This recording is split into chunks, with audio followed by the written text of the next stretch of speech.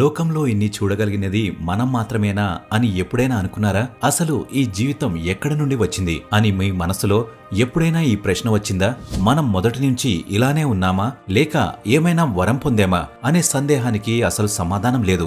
జీవం మనకు మాత్రమే కాదు, మొత్తం గ్యాలక్సీకి ఒక రహస్యం. ఈ రోజు తన మేధో సామర్థ్యంతో ఇంత పురోగతి సాధించగలిగిన మనిషి ఇది ట్రిలియన్ల సంవత్సరాల అభివృద్ధి. అయితే ఈ జీవం బయట నుండి వచ్చిందా లేదా భూమిపై మాత్రమే జన్మించిందా అనే ప్రశ్న కూడా తలెత్తుతుంది. మరి ఇదంతా ఎలా జరిగింది? మిత్రులారా, ఇలాంటి చాలా ప్రశ్నలు ఉన్నాయి మరియు ఇలాంటి రహస్యాలు కలిగిన ప్రశ్నలకు సంబంధించిన ఆన్సర్ ఈ వీడియోలో వివరిస్తాం. సో తప్పక ఈ వీడియో చివరి వరకు చూడండి. మరియు మీరు కొత్తవారైతే ఛానల్ ని సబ్స్క్రైబ్ చేసుకోండి. జీవం అనేది ప్రపంచంలోని ఆశ్చర్యపరిచే మహా అద్భుతం. భూమిపై ప్రతి చోట పండ్లు, పువ్వులు మరియు ఎన్నో జీవరాశులున్నాయి. నేడు ఈ జీవులన్నిటిలో మానవులమైన మనం చాలా తెలివైన వారము.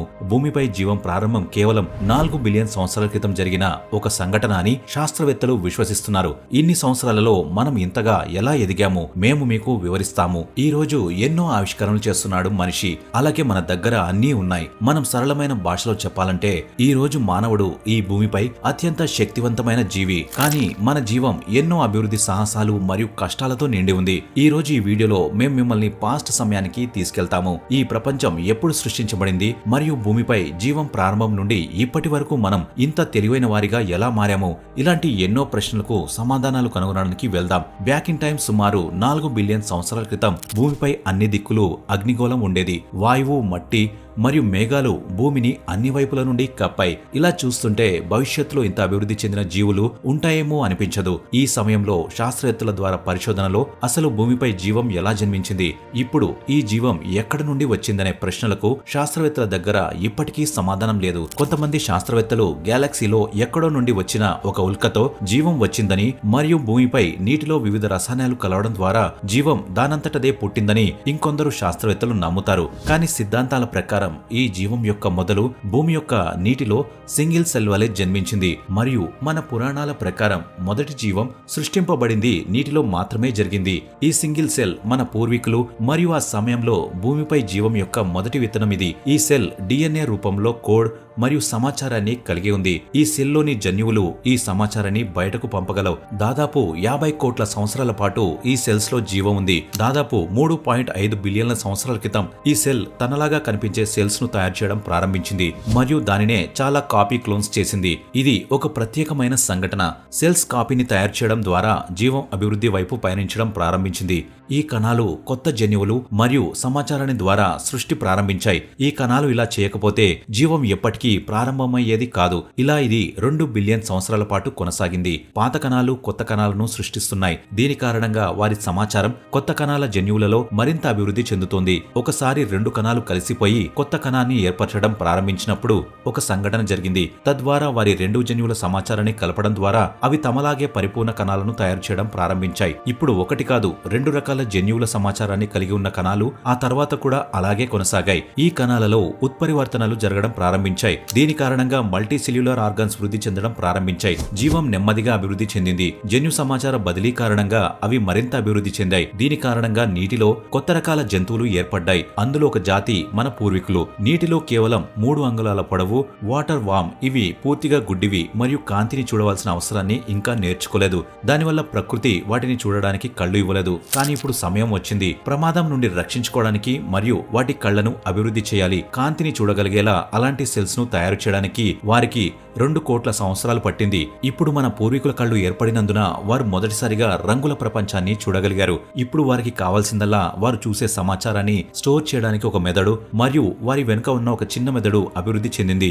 ఇప్పుడు మన పూర్వీకులు ఎవల్యూషన్ ద్వారా వాటర్ వామ్ నుండి మారి చేప ఆకారంలో వచ్చారు. మన మెదడు ఇప్పుడు చిన్న నిర్ణయాలు మరియు సమాచారాన్ని ప్రాసెస్ చేయడం ప్రారంభించింది. కానీ మేము చెప్పినట్లుగా కణాల మ్యూటేషన్ కారణంగా అనేక రకాల జాతులు అభివృద్ధి చెందాయి. వాటిలో కొన్ని ప్రమాదకరమైనవి కూడా. అటువంటి ప్రమాదకరమైన జాతులు ఇప్పుడు వేట ప్రారంభించాయి. ఇప్పుడు మనం సజీవంగా ఉండాలంటే ఈ ప్రమాదకరమైన జీవుల నుండి తప్పించుకోవాలి. మన చర్మం చాలా దృఢంగా ఉండేలా అభివృద్ధి చెందాం. తద్వారా మనం జీవించగలుగుతాం. కానీ ప్రమాదకరమైన జాతులు కూడా అభివృద్ధి చెందారు. వాటిని నివారించడానికి మనం లోతులేని నీటిలో నివసించడం ప్రారంభించాం. కానీ లోతులేని నీటిలో ఆక్సిజన్ కంటెంట్ తక్కువగా ఉంది. దాదాపు 375 మిలియన్ సంవత్సరాల క్రితం మనల్ని మనం రక్షించుకోవడానికి ఏ ఇతర జీవి చేయని పనిని మనం చేశాము. ఆక్సిజన్ ఆక్సిజన్ లేకపోవడంతో నీళ్లలోంచి నోరు బయటపెట్టాం. ఇప్పుడు మన శరీరంలో గాలిని తీసుకునే కొత్త అవయవం అంటే ఊపిరితిత్తులు అభివృద్ధి చెందాయి. ఇప్పుడు మనం నీరు మరియు భూమి రెండిటిపై జీవిస్తున్నాం. అయితే మనం గాలి, భూమి మరియు నీరు రెండిటిలో నుండి పీల్చుకోవచ్చు. సరిగ్గా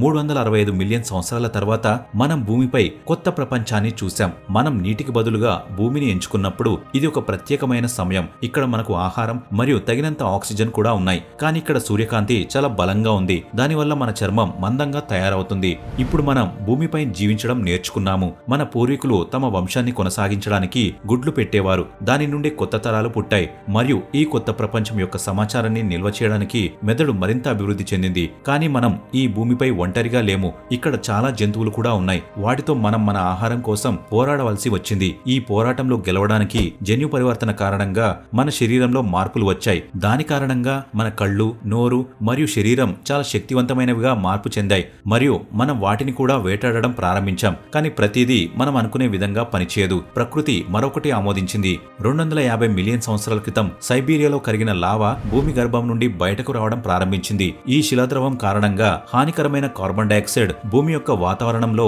సూర్యుడి తాకిడిని తిప్పికొట్టడం ప్రారంభించింది. దీంతో వేడి బాగా పెరిగింది. భూమి యొక్క అటువంటి వాతావరణంలో చెట్లు మరియు మొక్కలు చనిపోవడం ప్రారంభించాయి. దీని కారణంగా అనేక జాతులు చనిపోవడం ప్రారంభించాయి మరియు భూమి యొక్క జనాభాలో 95% అంతం వైపు ముగిసింది. మిగిలిన 5% జాతులలో మన పూర్వీకులు కూడా ఉన్నారు మరియు కొన్ని జాతులు కూడా తరువాత డైనోసార్లుగా మారబోతున్నాయి. మెల్లమెల్లగా భూమి మీద అంతా సవ్యంగా మారింది. ఇప్పుడు రూపాంతరం పిల్లిలా ఆకృతిలో మారాయి. ఇప్పుడు మనం మన శరీరాన్ని లాగుకుంటూ కదలాల్సిన అవసరం లేదు. కానీ మన పాదాలతో కదులుతాం. అప్పటి నుండి మనం చాలా అభివృద్ధి చెందాం. కానీ మనం ఒంటరిగా లేము. ఇప్పుడు ఈ భూమిని శాసించే విధంగా అభివృద్ధి చెందిన మరొకరున్నారు. అవే డైనోసార్లు. ఇప్పుడు వారి యుగం. అలాగే ఇప్పుడు మనం ఈ భూమిపై మనుగడ సాగించాలంటే వాటికి దూరంగా ఉండాలి. డైనోసార్లు మనకంటే చాలా వేగంగా అభివృద్ధి చెందాయి. దీని కారణంగా అవి చాలా పెద్దవి మరియు భయంకరమైనవి. దానివల్ల మన సైజు చిన్నదవుతూనే ఉంది. ఇప్పుడు భూమి లోపల తవ్వి జీవించడం మొదలుపెట్టాం. మన శరీరంపై దట్టమైన వెంట్రుకలు ఉన్నాయి. కాబట్టి మనకు చల్లగా అనిపించినప్పుడల్లా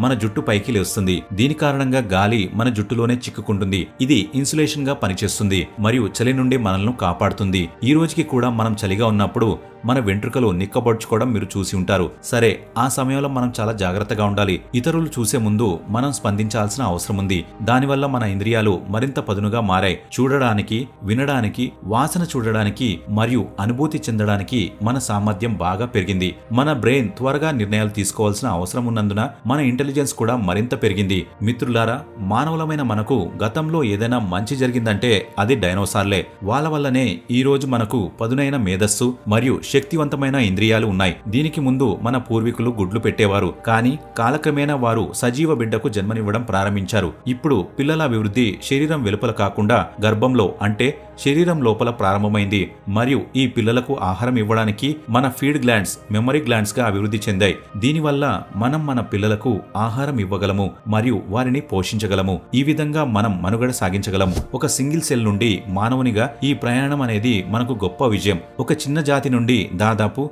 4000 జాతులు ఉద్భవించాయి. చిన్న ఎలుక నుండి పెద్ద తిమింగలం వరకు మరియు మనం మనుషుల వరకు విభిన్నమైన జీవుల యొక్క మనుగడ ప్రారంభమైంది. కానీ ఇప్పటికీ డైనోసార్లు భూమిని పాలించాయి. అప్పుడు ఒక సంఘటన జరిగింది. 65 మిలియన్ సంవత్సరాల క్రితం ఎవరెస్ట్ పర్వతం పరిమాణంలో ఉన్న ఒక ఆస్ట్రాయిడ్ వచ్చి గల్ఫ్ ఆఫ్ మెక్సికోలో కూలిపోయింది. ఆ గ్రహశకలాలు ఢీకొనడంతో భూమిపై పెను విధ్వంసం సంభవించింది. ధూళి మేఘాలు భూమిని పూర్తిగా చుట్టుముట్టాయి మరియు అగ్నిపర్వతాలు చాలా చోట్ల పేలడం ప్రారంభించాయి మరియు చాలా ప్రమాదకరమైన భూకంపాలు రావడం ప్రారంభించాయి. పెరుగుతున్న నిప్పుల నుండి వేడి ఉష్ణోగ్రత కారణంగా డైనోసార్లు బూడిదయ్యాయి. ఆ సమయంలో చాలా భయానకంగా ఉంది. భూమిలో రంధ్రాలు తీసి మరియు మనల్ని మనం రక్షించుకోవడం ఒకే ఒక ఎంపిక మాత్రమే ఉంది. అదృష్టవశాత్తు మనం అప్పటికే వీటన్నిటిలో నిపుణులుగా ఉన్నాము మరియు మనం అలాగే చేశాము. భూమిపై ఉన్న అన్ని ప్రధాన జాతులు అంతరించిపోయాయి. ఇప్పుడే చిన్న జీవులు మాత్రమే బ్రతికి ఉన్నారు. అందులో మనము ఒకరము. కానీ ప్రకృతి యొక్క ఒక నియమం, ఏదైనా కొత్త సృష్టికి ముందు పాత సృష్టి అంతం కావాలి. ఈ గొప్ప ప్రళయం మనకు పరిణామం చెందడానికి అవకాశం ఇచ్చింది. ఈ ప్రళయంలో బొద్దింకలు, మొదలైన చిన్న జీవి కీటకాలు బతికిపోయాయి. అప్పుడు మనం బ్రతకడానికి ఇది మాత్రమే తినేవాళ్ళం. వీటిని తినడం ద్వారా మన పూర్వీకులు తమను తాము ముందుకు తీసుకెళ్తూ తమను తాము బతికించుకున్నారు. కాబట్టి ఈ రోజు మనం భూమిపై ఉన్నాం. అప్పట్లో మన సైజు 6 అంగుళాలు. మెల్లగా భూమి పరిస్థితులు మళ్లీ మారడం ప్రారంభించాయి. మహాప్రళయానికి 5 సంవత్సరాలు గడిచాయి. భూమి అంతా పచ్చగా మారిపోయింది. పుష్కలంగా పోషణ ఉన్న చెట్లు మరియు పండ్లు పెరగడం ప్రారంభించాయి. మనం ఎంత ఎక్కువ పౌష్టికాహారం తీసుకుంటే అంత ఎక్కువ కాలం జీవిస్తామనేది చాలా ప్రాథమిక విషయం. కానీ సమస్య ఏమిటంటే పండ్లు చెట్టుపై ఉన్నాయి. కాబట్టి మనం కోతుల మాదిరిగా చెట్లను ఎక్కి వాటిపై జీవించే విధంగా మనల్ని మనం అభివృద్ధి చేసుకున్నాం. 56 మిలియన్ల సంవత్సరాల క్రితం మనం ఈ చెట్ల ప్రపంచానికి అలవాటు పడ్డాం. ఇప్పుడు మనకు భూమితో సంబంధం లేదు. కానీ మన ప్రపంచం చాలా సరళంగా ఉండేదని మీరు తెలుసుకోవాలి. తరువాతి 10 సంవత్సరాలలో భూమి యొక్క ఉష్ణోగ్రత మారడం ప్రారంభమైంది. అడవులు ఎండిపోతూ మరియు చిన్నవిగా మారాయి. దీంతో ఆహార కొరత ఏర్పడింది. అటువంటి పరిస్థితుల్లో మళ్లీ మనుగడ కోసం జన్యు పరివర్తన ద్వారా మన తోక అదృశ్యమవుతూ వచ్చింది. అలాగే మన చేతులు మరియు కాళ్లు పొడవుగా మరియు దృఢంగా పెరిగాయి. తద్వారా మనం ఎల్లప్పుడూ చెట్ల కొమ్మలకు అతుక్కుపోయాము. మనం భూమి యొక్క వాతావరణానికి అనుగుణంగా ఉన్నాం. కానీ భూమి యొక్క మార్పు ఇక్కడితో ఆగలేదు. ఆఫ్రికన్ మరియు అరేబియన్ టెక్టోనిక్ ప్లేట్ చీలడం ద్వారా తూర్పు ఆఫ్రికన్ రిఫ్ట్ వ్యాలీని ఏర్పరిచింది మరియు దాని అంచున 3500 కిలోమీటర్ల పొడవైన పర్వత శ్రేణి ఏర్పడింది. ఒకప్పుడు హిందూ మహాసముద్రం నుండి వచ్చిన మేఘాలు నీటిని వర్షించేవి. కానీ ఈ పర్వతాలు ఆ మేఘాలను ఆపుతున్నాయి. దీని కారణంగా ఆఫ్రికాలోని ఆ ప్రాంతంలో కరువు మొదలైంది. అన్ని వనరులు అయిపోయాయి. కానీ మన పూర్వీకులు ఆఫ్రికాలోని అదే ప్రాంతంలో చిక్కుకున్నారు. ఇప్పుడు మనల్ని మనం రక్షించుకోవడానికి ఆకలి కారణంగా చెట్టుని విడిచిపెట్టాలని నిర్ణయించుకున్నాం. సుమారు 4.4 మిలియన్ల సంవత్సరాల క్రితం మనం చెట్ల నుండి దిగి దిగువ నేలపై ఆహారాన్ని వెతుక్కున్నాము. మనం ఇప్పుడు 4 అడుగుల పొడవు మరియు సుమారు మెదడు బరువు 100 పౌండ్లు పరిమాణంలో ఉన్నాయి. ఇప్పుడున్న చెట్లన్నీ చాలా దూరంగా ఉన్నాయి. దీని కారణంగా మనం మెల్లగా 2 కాళ్లతో నడవడం నేర్చుకున్నాం. తరువాతి 1.2 మిలియన్ల సంవత్సరాల పాటు మనం పరిమాణం చెందుతూనే ఉన్నాం మరియు మన శరీరం 2 కాళ్లపై వేగంగా పరిగెత్తడం ప్రారంభించిన విధంగా అభివృద్ధి చెందింది మరియు మన ఆహారం మరియు నీటిని సులభంగా కనుగొనడం ప్రారంభించాము. కానీ 2 కాళ్లపై నడవడం వల్ల పిల్లలు పుట్టడం కష్టంగా మారింది. దాని కారణంగా పూర్తిగా అభివృద్ధి చెందిన బిడ్డకు జన్మనివ్వడం సులభం కాదు. అప్పుడు స్వీయ పరివర్తన కారణంగా మనం నెలలు నిండకుండా జన్మించిన పిల్లలకు జన్మనివ్వడం ప్రారంభించాము. బిడ్డకు అవసరమైన అభివృద్ధి ఏదైనా తల్లి కడుపులో జరిగి ఉండేది మరియు మిగిలినవి పుట్టిన తర్వాత జరిగేవి. పుట్టిన తర్వాత కూడా పిల్లలు బలహీనంగా ఉండడం కారణంగా నెలల తరబడి తమ కాళ్లపై నడిచేందుకు టైం పట్టేది మరియు తల్లి బిడ్డలకు ఏళ్ల తరబడి పాలు పట్టాల్సి వస్తోంది. కానీ మీరు చూస్తే జంతువులలో ఇది జరగదు. వారి బిడ్డ పుట్టిన వెంటనే నడవడం ప్రారంభిస్తుంది. ఇప్పటి నుండి 3.2 మిలియన్ సంవత్సరాల క్రితం మనం 2 కాళ్లపై మాత్రమే నడిచాము. అలాగే అడవి జంతువుల నుండి మనకు చాలా ప్రమాదం ఉండేది మరియు మనం అడవి జంతువుల కంటే వేగంగా పరిగెత్తలేము. కానీ మన తెలివితేటలతో వాటి నుండి తప్పించుకోగలిగాం. మన మెదడుతో నిరంతరం ఆలోచించడం మొదలుపెట్టాము మరియు కాలక్రమేణా మన బుద్ధి మరియు తెలివితేటలు పెరిగాయి. సరిగ్గా ఇది 2.3 మిలియన్ సంవత్సరాల క్రితం మన మెదడు యొక్క మేధస్సు రెట్టింపు అయింది మరియు అంతకు ముందు మనం హోమో హ్యాబిలిస్ గా ఉండేవాళ్ళం. వీరిని హ్యాండీమ్యాన్ అని కూడా పిలుస్తారు. వీరు ఎరను వేటాడేందుకు ఉపయోగించే రాతి ఆయుధాలను మొదటిసారిగా తయారు చేశారు. మన మెదడు సామర్థ్యంతో మాత్రమే దీన్ని చేశారు. ఇది కేవలం ప్రారంభం మాత్రమే. మనం చేయాల్సింది ఇంకా చాలా మిగిలి ఉంది. కాలక్రమేణా ఈ రాతి ఆయుధాలు ఉపయోగించబడ్డాయి. అదే రాయిని పట్టుకోవడానికి మన బొటనవేలు పరిణామం చెందింది. తద్వారా మన పట్టు బలంగా మారింది మరియు నేటికి కూడా బొటనవేలు జీవితంలో చాలా ఉపయోగకరంగా ఉంది. ఇప్పుడు బొటనవేలు లేకుండా మనం అసంపూర్ణంగా ఉన్నట్లుగా ఏ పని చేయలేం. క్రమంగా అభివృద్ధి కొనసాగింది మరియు మనం 1.8 మిలియన్ సంవత్సరాల క్రితం హోమో ఎరెక్టస్ గా మారాము. అంటే మనం వేటగాలుగా మారాం. మనం కలిసి వేటాడి మరియు కలిసి తినేవాళ్ళం. ఆ తర్వాత ఒకరోజు ఆకాశంలో మెరుపుల కారణంగా అడవిలో మంటలు చెలరేగాయి. అందులో అనేక ప్రాణులు చనిపోయాయి. కానీ ఈ అగ్ని మనల్ని చలి నుండి కాపాడుతోంది మరియు మంటలు కాలిపోయిన జంతువులను మొదటిసారిగా కాలిన మాంసం తిన్నాం. అది మనకు బాగా నచ్చినది. అలాగే జీర్ణించుకోవడం మరియు నమలడంలో కూడా చాలా సులభమైంది. మనం అగ్ని కాల్చడం నేర్చుకున్నాం. ఈ ఐడియా ఆవిష్కరణ మన ప్రపంచాన్ని మార్చబోతోంది. ఎందుకంటే ఇప్పుడు ప్రకృతి యొక్క శక్తి మన వద్ద ఉన్నందున మంట మనల్ని ఇతర జంతువుల నుండి సురక్షితంగా ఉంచుతుంది మరియు చలి నుండి కూడా మనలను కాపాడుతుంది. మరియు ముఖ్యంగా మనం కాల్చిన మాంసం తినడం ప్రారంభించాము. తద్వారా మనం జీర్ణించుకోవడం లేదా నమలడం కోసం ఎలాంటి శక్తిని ఖర్చు చేయాల్సిన అవసరం లేదు. ఈ శరీర శక్తి అంతా ఇప్పుడు మన మెదడును తెలివిగా మారుస్తోంది. కానీ ఇప్పటికీ మనం ఒకరితో ఒకరు సంభాషించుకోవడం మార్చుకోలేకపోయాము. దానివల్ల ఒకరినొకరు అర్థం చేసుకోవడం కష్టంగా ఉండేది. కానీ సెల్ఫ్ మ్యూటేషన్ కారణంగా మన అవసరాలకు అనుగుణంగా గొంతు కండరాలను మార్చింది. దాని కారణంగా మనం వేర్వేరు శబ్దాలు చేయడం ప్రారంభించాము. ఇప్పుడు మనం మాట్లాడుకోవడం ద్వారా ఒకరితో ఒకరు సంభాషించుకోవచ్చు. ఇప్పటి నుండి 4 బిలియన్ సంవత్సరాల పాటు సింగిల్ సెల్తో మనుగడ కోసం పోరాడుతున్న మనం పరిణామ కాలక్రమం ద్వారా ఈ భూమిపై అత్యంత తెలివైన జీవిగా మారగలిగాం. మనుషులమైన మనం జంతువులను పెంపొందించడం నేర్చుకున్నాం, వ్యవసాయం చేయడం నేర్చుకున్నాం, వేల ఆవిష్కరణలు చేశాం, చంద్రుడిని చేరుకున్నాం, అంగారకుడిపైకి వెళ్లేందుకు సిద్ధమవుతున్నాం. మనం ఇక్కడితో ఆగడం లేదు. మీరు ప్రతిరోజు కొత్త ఆధునిక సాంకేతికత యొక్క కొత్త ఆవిష్కరణను వింటూనే ఉన్నారు. ఈ 4 బిలియన్ సంవత్సరాలలో ఎన్నో నేర్చుకున్నాం.